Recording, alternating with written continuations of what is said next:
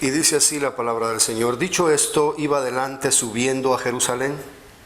Y aconteció que llegando cerca de Betfagé y de Betania, al monte que se llama de los Olivos, envió 2 de sus discípulos, diciendo: id a la aldea de enfrente, y al entrar en ella hallaréis un pollino, o sea, un burrito, atado, en el cual ningún hombre ha montado jamás.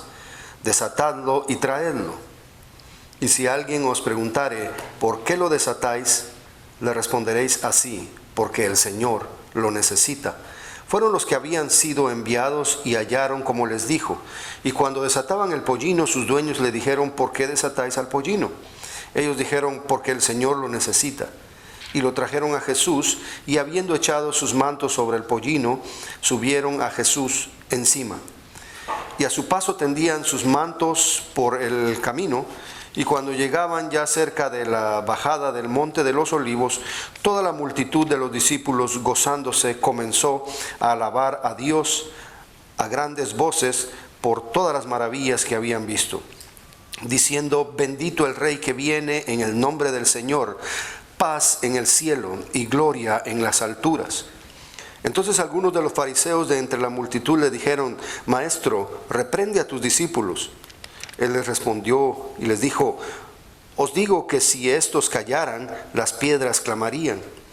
Y cuando llegó cerca de la ciudad, al verla, lloró sobre ella, diciendo: oh, si también tú conocieseis, a lo menos en este día, lo que es para tu paz, mas ahora está encubierto a tus ojos.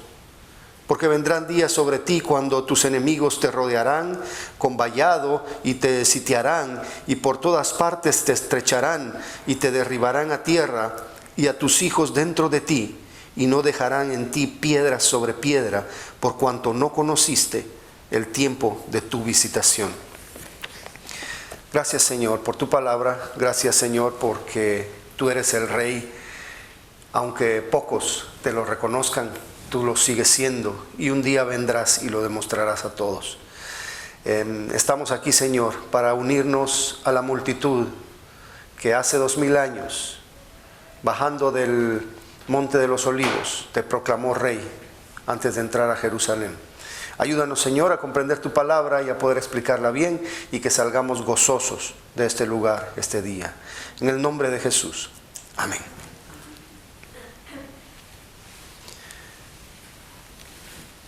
Por más de 2000 años ya, el cristianismo ha celebrado en este día, como Domingo de Ramos. Aquí vemos en el Evangelio según San Lucas, o en otros evangelios, como la entrada triunfal a Jerusalén. Algunos dicen: ¿cómo es que era una entrada triunfal si los máximos dirigentes religiosos, políticos de aquel tiempo no lo aceptaron? Nosotros sabemos que el hecho de que ellos lo hayan rechazado no quiere decir que él no haya sido un rey que estaba en ese tiempo, en ese momento, cumpliendo la profecía.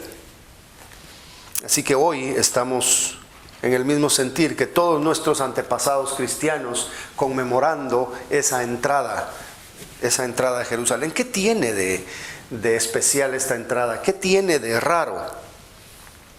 Lo especial es de que esto estaba profetizado muchos años antes, y Jesús lo hizo en ese momento. Él se atrevió a ser quien se subía sobre ese pollino, y hoy lo vamos a ver.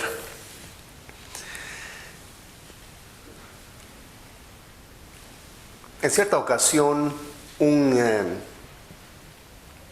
técnico de un equipo de fútbol fue entrevistado y le dijeron: tuvo un gran partido, aunque al principio el otro equipo era mejor que ustedes. Entonces este director técnico dijo: te equivocas, nuestro equipo siempre fue mejor. Bueno, y entonces el periodista le dice: ¿y cómo el equipo siempre fue mejor si empezaron perdiendo y si el otro equipo siempre los estuvo dominando? Lo que ustedes tuvieron fue un poco de suerte porque al final del partido anotaron y resultaron ganando. Entonces el técnico le dice, yo puse a mis muchachos para que parecieran un equipo menor. Entonces el otro equipo se confió y fue cuando nosotros les ganamos. Y es que era la táctica de aquel técnico. Hacer que el otro equipo hiciera todo el trabajo durante el tiempo del partido, que se confiaran en que habían ganado, y en cuanto se habían cansado y ya estaban confiados, entonces ellos comenzaban a jugar como sabían y no había quien les aguantara esa táctica. Así que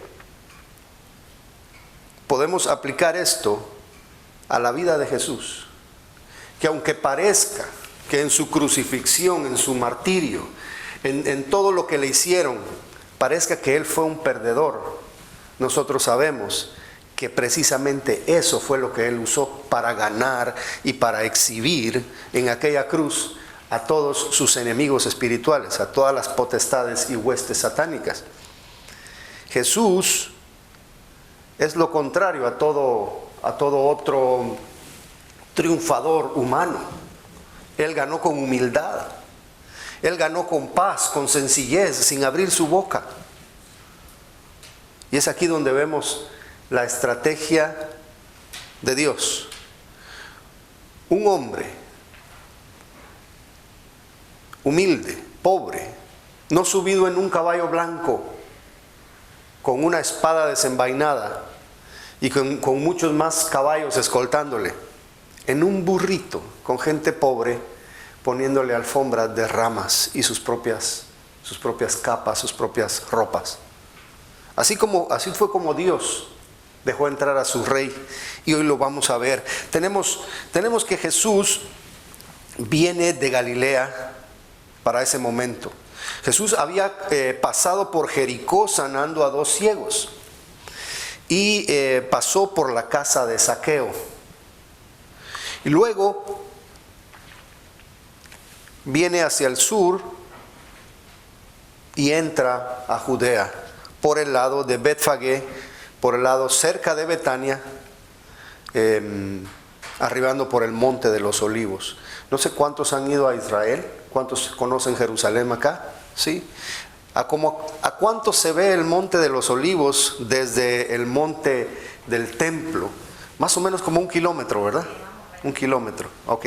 Entonces Jesús entra por ahí, y por cierto, Jesús cruzó muchas veces el valle de Cedrón, que le dicen, un rillito que pasa por ahí, entre los 2 montes, el monte Moria, que es donde está el templo, y el monte de los Olivos, que es el monte que está enfrente.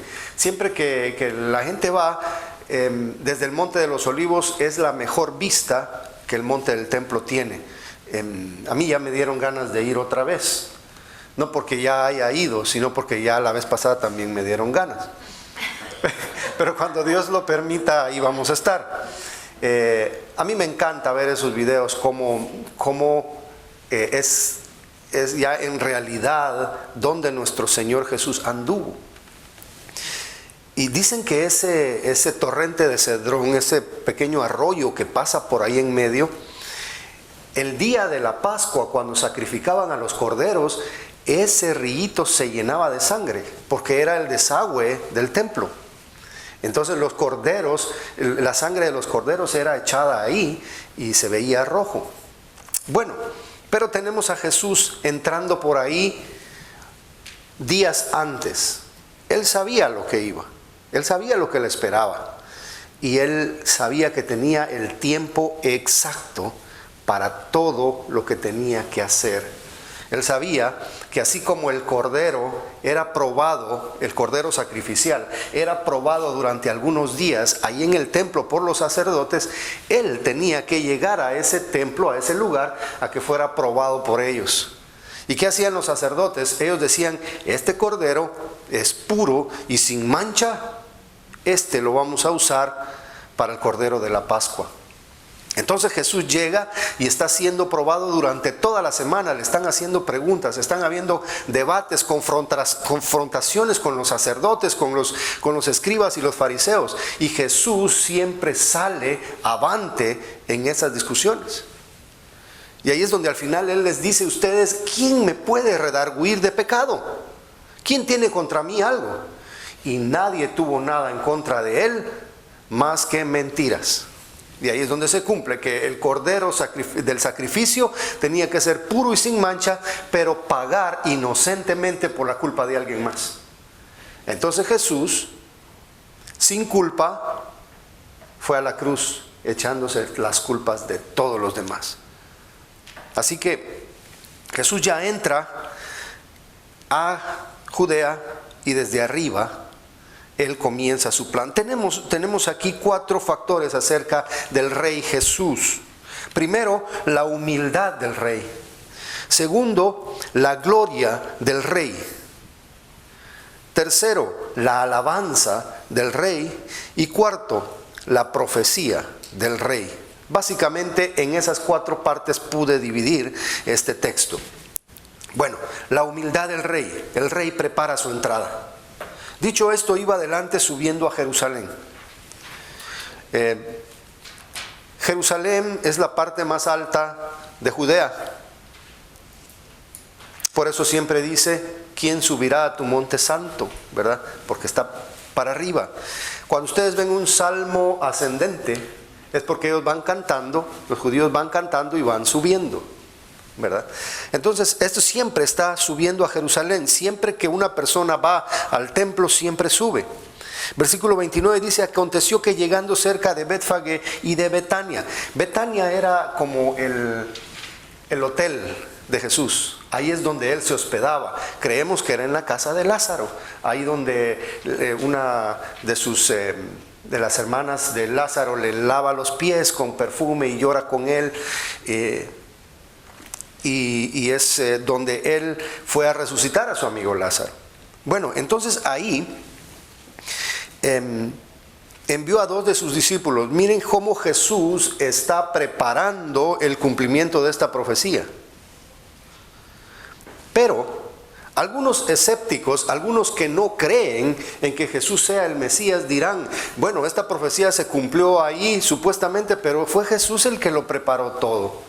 Fue Jesús el que lo provocó. Él está ahí actuando. Pero según este relato vamos a ver ahí algunos detalles que nos dicen que no solo Jesús estaba preparando esto por su cuenta, sino que Él tiene el poder de cumplir la profecía, porque Él es el Mesías profetizado. Y dice, le dijo: vayan a la aldea de enfrente. Aquí en el versículo 30 podemos ver la omnisciencia de Jesús. Él sabía todo lo que quería saber. Él mandó y dijo: aquí hay un burrito amarrado. ¿De dónde venía Jesús? Venía de lejos, venía de Jericó. Él sabía que había un burrito en algún lugar. Y él sabía que sus dueños iban a salir e iban a preguntar. Ya sabía de antemano. Entonces, aquí tenemos a un hombre preparando su entrada triunfal, pero que sabía de antemano muchas cosas, muchas cosas. Y entonces van ahí a la aldea de enfrente, y cuando les preguntan, dice: el Señor lo necesita. Algunos comentaristas dicen que probablemente Jesús ya había hablado con ellos. Puede ser, aunque para mí es un poco difícil, porque Jesús tenía meses de no llegar a Jerusalén. Y pues puede ser. Pero yo más le atribuyo aquí a la sabiduría divina de Jesús. Y que estas personas que tenían el pollino ahí iban a interpretar la profecía en cuanto les dijeran: el Señor va a utilizar este animalito. Porque ellos conocían una profecía en Zacarías 9:9, y les voy a invitar que vayan ahí.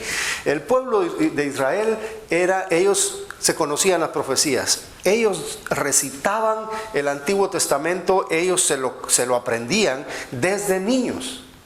Era un mandato que había de parte de Dios. Varias veces lo hizo él saber a los líderes de Israel. Por ejemplo, a Josué le dice: nunca se apartará de tu boca este libro de la ley. Ya El Salmo 119 es el capítulo más grande de la Biblia y habla acerca de la palabra de Dios y cómo el salmista se regocija, se disfruta la palabra de Dios. Entonces podemos ver aquí que la cultura de los israelitas era aprenderse la palabra de Dios. Y desde el momento en que los discípulos dicen, aquel dueño del pollino, el Señor necesita esto, ellos debieron haber amarrado la profecía con esto y les dieron el burrito. ¿Cuántos de ustedes daría su burrito? ¿Verdad? ¿Cuántos de ustedes? No, yo no lo doy si es de arroz con frijoles, dice. Bueno, era un medio de transporte o era un animalito que valía dinero y no se lo iban a dar a cualquiera, pero si el Señor lo necesita, sí lo dieron. Zacarías 9:9. Aquí el profeta está prediciendo lo que iba a pasar en ese momento. Alégrate mucho, hija de Sión. Le está hablando a la gente, le está hablando a la población de Jerusalén o de Judea o de Israel. Da voces de júbilo, hija de Jerusalén. He aquí tu rey vendrá a ti, justo y salvador, humilde, cabalgando sobre un asno, sobre un pollino, hijo de asna. Ya los israelitas sabían que esto iba a suceder. Y cuando ellos vieran, esto era una señal, y cuando ellos vieran al maestro sentado en este animalito, ellos tenían que empezar a hacer ¿qué? ¿Qué es lo que tenían que empezar a hacer? Dar voces de júbilo, alabarlo, alabar a Dios por él. Bueno, no fue muy difícil para los discípulos de Jesús, los que venían de Galilea con él en caravana, porque ellos venían al templo en el día de la Pascua y ellos pasaban toda esa semana ahí. Me imagino, ¿cuántos de ustedes vieron cuando se celebró aquí el Mundial de Fútbol en Los Ángeles? Dicen que el downtown por ahí, por Pasadena y todo eso, no se aguantaba de tanta gente. Pues así era Jerusalén, así como Pasadena para el 1 de enero. No se puede ni caminar. Así era Jerusalén en esa semana, por cierto, la última semana de Jesús. Había una multitud tremenda, pero sabemos que aunque no fuera el día de la Pascua, cuando Jesús llegaba a un lugar se amontonaba la gente. Entonces podemos duplicar la cantidad de personas en ese lugar, porque venía Jesús de Galilea, traía a todos sus discípulos, traía toda la gente que venía por tradición al templo, más la gente que ya lo conocía en ese lugar donde él se paró. Esa gente había visto a un muerto resucitado por Jesús. Y cuando venía Jesús, ellos iban a llenar el lugar donde él estuviera. Bueno, entonces Jesús aquí está dando muestras de su poder y de su sabiduría. Él todo lo sabe. Él conoce que la profecía tiene que ser cumplida en ese momento.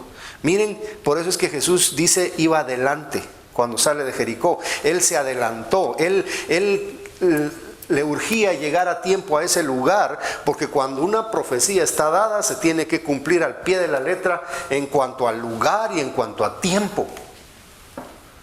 Entonces Jesús en su reloj, él sabía que faltaban 9 minutos con 27 segundos para subirse a ese burrito. Literalmente, él tenía que hacer eso y empezar a bajar a Jerusalén en el momento que la profecía lo había dicho. Bueno, entonces Jesús hace que todo esto se cumpla y esto es una señal. Ahora vamos a ver en nuestro punto número 2, que es la gloria del Rey. El Rey es recibido con gloria por sus discípulos.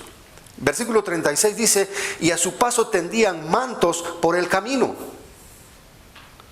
Cuando llegaba ya cerca de la bajada del Monte de los Olivos, si ustedes se van a Jerusalén en este mismo momento, o si alguien nos manda imágenes, hay miles de personas bajando por ese lugar ahorita. Porque esa es la carrera que ellos hacen, igual que Jesús, y todos van con ramas de palmas. Hay fotos de eso en internet y eso se hace todos los años. Los católicos, los evangélicos, los ortodoxos, todos estos hacen esa bajada. Creo que hasta cobran por pasar ahí ahora. Y está abarrotado de gente. Pero bueno, era la bajada del Monte de los Olivos hacia Jerusalén, pasando por el torrente de Cedrón y luego subir hacia la puerta dorada. Por eso me gusta el Salmo 24, porque dice que va a entrar por esas puertas eternas. Y en ese momento Jesús está entrando y está subiendo al Monte Santo, un hombre justo. ¿Quién entrará? Él, por excelencia, representando a un hombre justo. Bueno, entonces podemos ver aquí que la gente comenzó a alabar a Dios. Miren cómo se cumple la profecía. Ahí nadie se paró con la Biblia a decir, hermanos, la profecía dice que ustedes tienen que comenzar a alabar. Ellos comenzaron a adorar, comenzaron a vitorear al Señor Jesús y a alabar a Dios por las maravillas que habían visto. Salmo 118 dice, bendito el que viene en el nombre de Jehová. Eso es lo que ellos estaban cantando. Ellos estaban cantando un salmo que se lo conocían y que tenían que cantarlo en ese momento. En ese momento era el momento más adecuado para cantar el Salmo 118, versículo 26. Bendito el que viene en el nombre de Jehová. En Marcos 11:9 tenemos registrado el mismo evento. Dice, Hosana. Hosana en hebreo quiere decir salve. Es una expresión de júbilo, es una expresión de admiración, es una expresión de respeto hacia alguien. Hosana, bendito el que viene en el nombre del Señor. Bendito el reino de nuestro padre David, que viene, Hosana en las alturas. Prácticamente lo mismo que nos está diciendo Judas. Era la gente que creía en él, sus discípulos. Tal vez no comprendían todo, seguramente no comprendían todo, porque Juan 12:16 nos dice que sus discípulos estaban actuando según lo que Jesús decía, pero no comprendían todo lo que eso significaba hasta después de que Él resucitó. Como decimos nosotros, les cayó el 20. Juan dice que ellos estaban como ignorantes hasta cierto punto de lo que esto significaba. Estos eran los que habían recibido favores de Jesús. En Juan 12:17, como ya les mencioné, la resurrección de Lázaro, ahí cerquita la aldea de Betania. Ellos reconocían que Jesús venía de parte de Dios. Ellos estaban recitando Zacarías. Ellos estaban recitando, estaban repitiendo lo que el profeta les había dicho cientos de años atrás. Y eso también lo encontramos en Juan 12:15. Sabían que Jesús traería la paz de alguna manera, porque la palabra paz está ahí mencionada. Quizá no lo comprendían todo. Luego Pablo iba a venir a explicar qué quería decir esa paz. Cuando nos dice allá en Colosenses que Jesús hizo la paz reconciliándonos con el Padre a través de su muerte. Entonces, esa paz que se mencionó allá también en Belén de Judea cuando cantan los ángeles, en la tierra paz. Pero no es una paz que el mundo da, sino que es la paz que Jesús con su sacrificio logra entre Dios y los hombres, perdonándonos, sacrificándose. Punto número 3, la alabanza del rey. El rey debe ser alabado, hermanos. Algunos de los fariseos de entre la multitud dijeron, maestro, reprende a tus discípulos. Ellos estaban celosos. Ellos no querían que eso sucediera.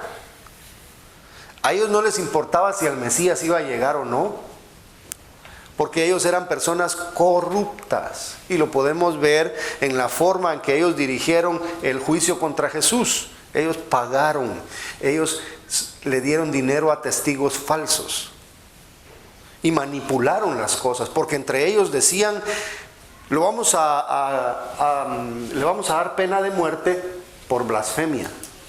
Pero cambiaban su discurso cuando iban con Pilato y le decían, se dice que él es el rey y que está en contra de Roma. ¿Desde cuándo los judíos defendían a Roma? ¿Desde cuándo los judíos eran celosos del César? Pero ellos estaban manipulando para que este hombre que les decía las verdades en su cara fuera quitado de en medio. Dice, cállalos, que dejen de estar hablando eso. Mira lo que te están diciendo. Ellos no estaban de acuerdo con eso. En otro evangelio nos dice que ellos decían, miren, no hemos conseguido nada, más aún lo sigue la gente. ¿Qué fue lo que Jesús les contesta cuando ellos le están dando órdenes a Jesús? Si estos se callan, las piedras van a clamar. Ya habían visto a Lázaro resucitado. Ya habían visto al paralítico que bajó del techo siendo sanado. Ya habían visto muchos milagros. Ahora no querían ver a las piedras hablando. Y se quedan callados. La verdad ha de ser dicha, hermanos. Si Dios dijo esto va a suceder, es porque va a suceder. Y no solamente porque Él lo predice, sino porque Él lo va a hacer.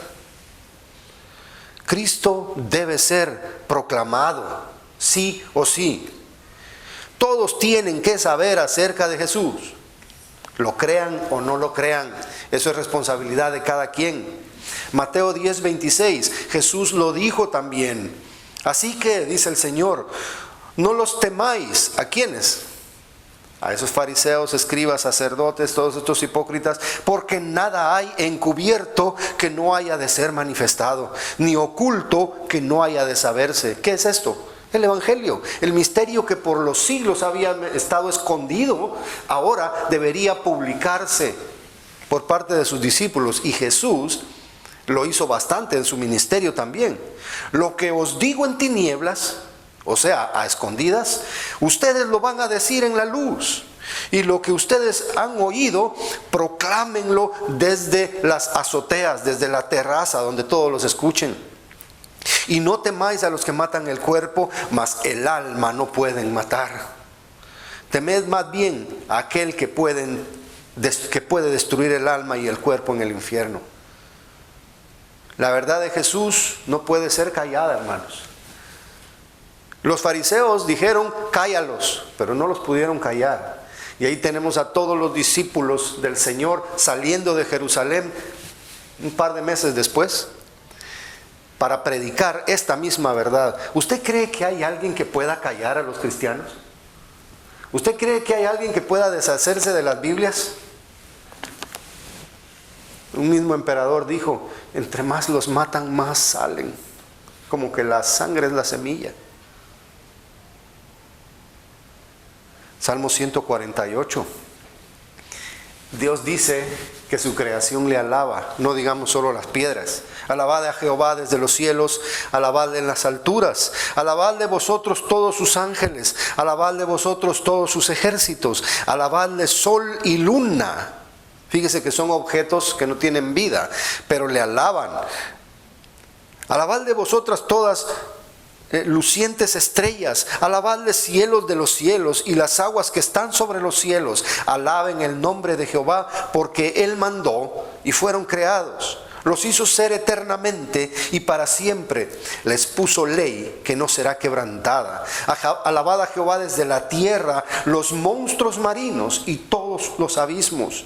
El fuego y el granizo, la nieve y el vapor, el viento de la tempestad que ejecuta su palabra, los montes y todos los collados, el árbol de fruto y todos los cedros, la bestia y todo animal, reptiles y volátiles, los reyes de la tierra y todos sus pueblos, los príncipes y todos los jueces de la tierra, los jóvenes y también sus doncellas, los ancianos y los niños. Alaben el nombre de Jehová, porque solo su nombre es enaltecido. Su gloria es sobre la tierra y los cielos.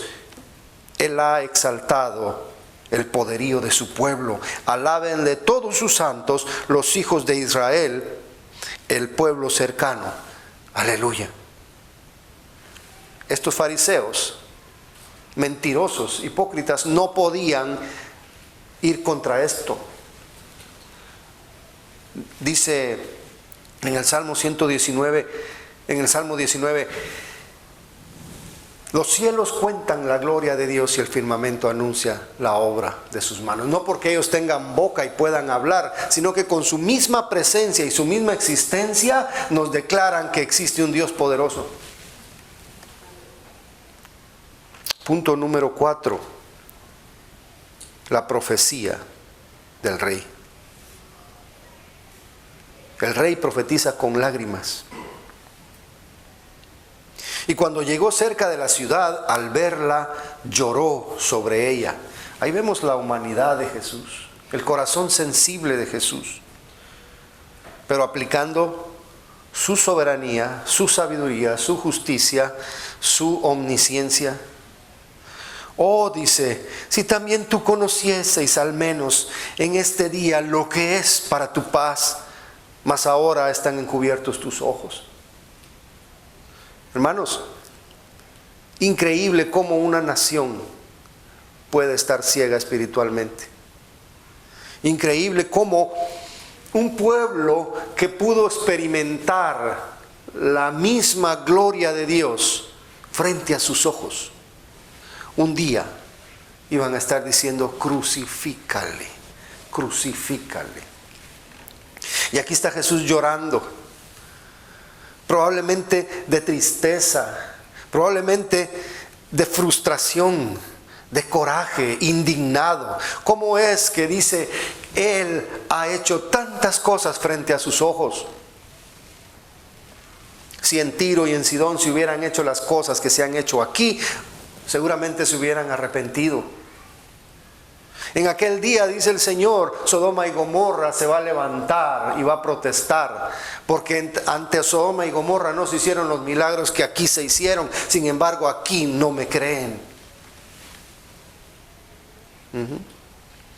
Entonces Jesús ahí predice juicio, predice algo terrible. Jesús conoce el futuro. Jesús sabe que los dirigentes judíos han conducido al pueblo al rechazar al Mesías. Miren qué mala actitud, qué mala costumbre tiene la gente. Hitler lo dijo: publica suficientemente una mentira y la gente la va a creer. Y es lo que podemos ver nosotros ahora.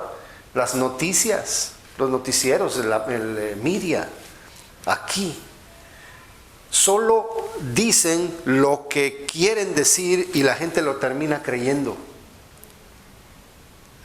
Con esto de las ideologías, lo que antes era una vergüenza, ahora se está imponiendo como algo que hay que aceptarlo.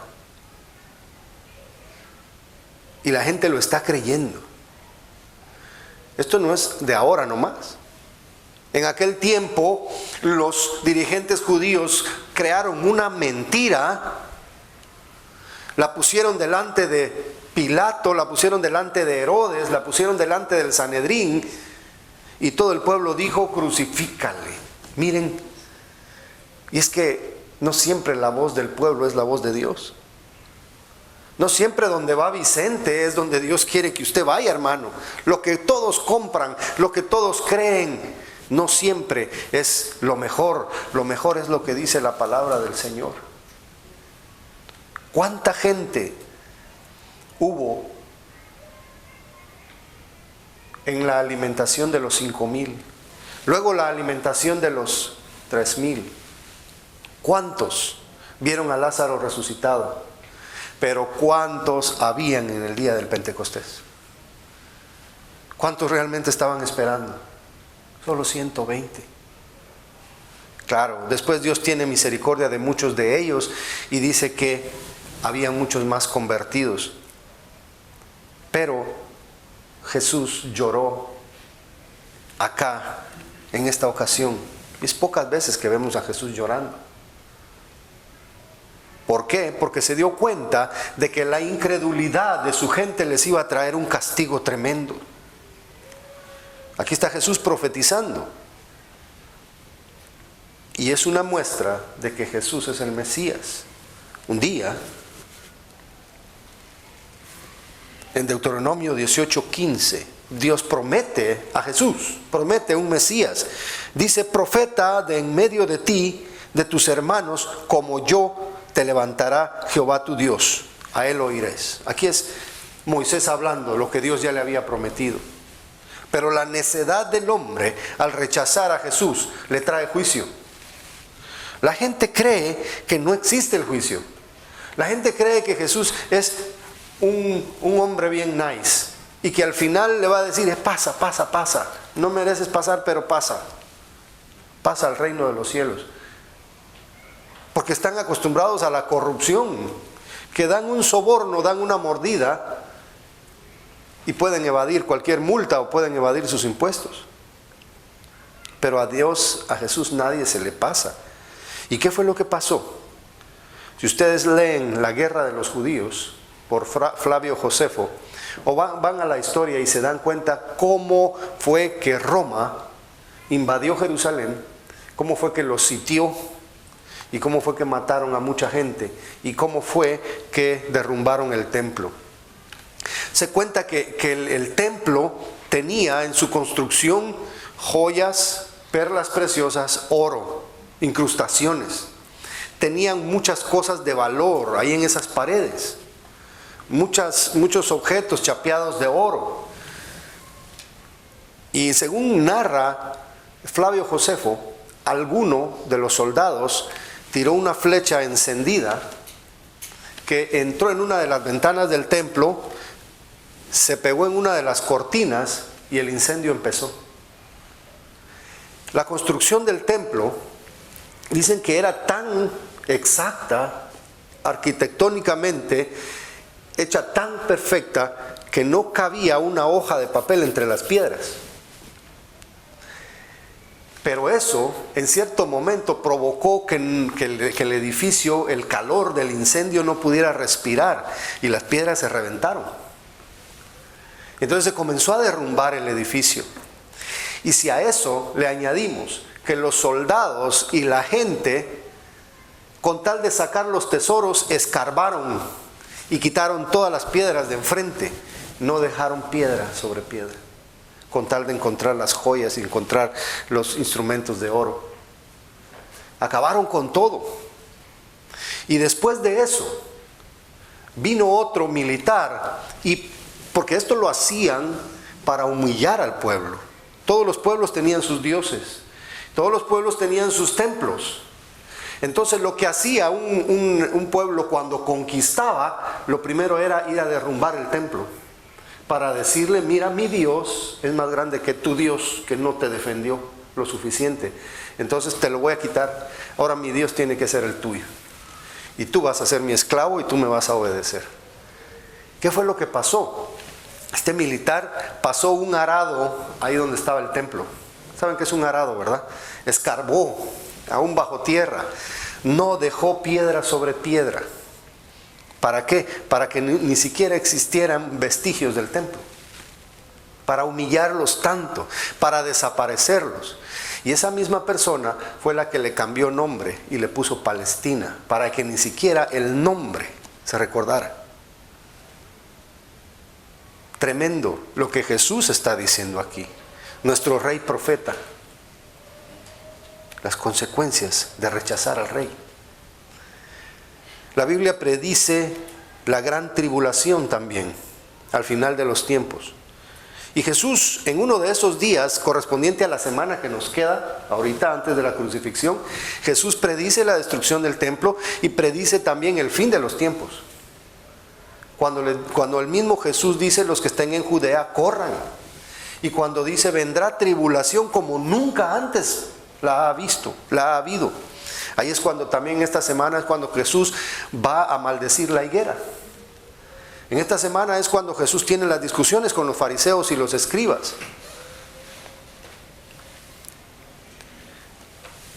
La gran tribulación es para todo aquel que se negó a creer en el Hijo de Dios. Hermanos, es triste ver cómo usted le predica el evangelio puro a una persona y esa persona hasta le deja de hablar. Es triste ver cómo a veces las iglesias se llenan porque el puro evangelio no está siendo predicado. Y las iglesias que predican el puro evangelio están con poquita gente. Pero nosotros no debemos entristecernos por eso. O sea, no debemos dejar de predicar. A eso me refiero, que la tristeza no nos lleve a quedarnos callados. Porque así como Jesús predijo la destrucción de aquel templo, así mismo dice que probablemente en nuestros tiempos va a pasar la gran tribulación. ¿Qué es lo que van a sufrir nuestros hijos o nuestros nietos? Por eso es que debemos predicar, hermanos. Por eso es que debemos decir la verdad clara, sin ningún agregado y sin nada que le falte, porque la gente tiene que saber que si estamos ya en el tiempo del juicio, eso les va a pasar. Pero nosotros debemos salvar nuestra responsabilidad, aunque eso nos lleve lágrimas. ¿De qué lado está usted? Espero que usted esté del lado de quien viene a reinar de una vez por todas, y esta vez no regresará manso y humilde, sino con una espada que sale de su boca, con puño de hierro, para juzgar con justicia y para dar a sus amados una vida sin más sufrimiento, sino una vida con paz eterna al lado suyo, siendo apacentados en delicados pastos. ¿No está usted alegre por eso? ¿No se siente usted contento de estar con el Señor? Saber que usted de esos que el Señor va a tomar para sí en su reino y no le va a rechazar como a los demás. Es triste saber que tenemos familiares, saber que tenemos personas a las que queremos, pero que no quieren reconocer sus pecados, que no quieren venir a Cristo. El Rey está por venir, el Rey está por llegar. Y la entrada triunfal a Jerusalén nos recuerda aquella profecía que todavía está por por cumplirse, que el Señor Jesús se va a parar en el Monte de los Olivos otra vez. Y ese va a ser el tiempo final, cuando Él venga a reinar y venga a poner a los enemigos por estrado de sus pies, al fin, y a nosotros a sacarnos de este sufrimiento que en esta vida tenemos. No solo impuesto por la gente, sino por la misma maldición que hay sobre la tierra. Por eso tenemos enfermedades, por eso tenemos pandemias, por eso tenemos tanta cosa. Pero si hemos coronado en nuestros corazones al Rey y le hemos dado entrada en esta puerta del corazón, sabemos que tenemos esperanza y sabemos que tenemos una vida con Él. Póngase de pie.